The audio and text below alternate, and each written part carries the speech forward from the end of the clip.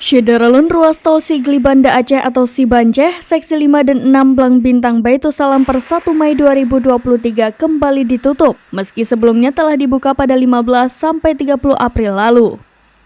Sesuai dengan surat dari Badan Pengatur Jalan Tol, Kementerian Pekerjaan Umum dan Perumahan Rakyat, bahwa fungsional seksi 5 dan 6 Blang Bintang Baitussalam guna mendukung kelancaran lalu lintas pada masa libur Hari Raya Idul Fitri tahun 2023 diberlakukan dari 15 sampai dengan 30 April 2023 dari jam 7 sampai dengan 17 waktu Indonesia Barat.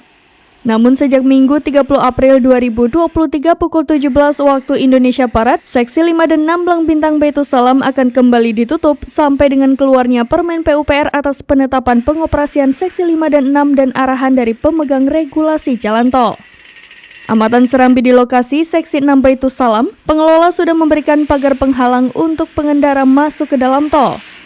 Beberapa mobil yang tidak mencermati pengumuman ini setelah masuk tol harus keluar ke arah Indrapuri dan kemudian putar balik melalui jalan biasa ke arah Kaju. Pemerintah Aceh sendiri sudah menyurati pihak pengelola tol agar seksi tersebut dibuka kembali. Namun hingga saat ini belum ada jawaban terkait kapan ruas tol itu kembali dibuka. Dari Aceh Besar, Indra Wijaya, serambinews.com.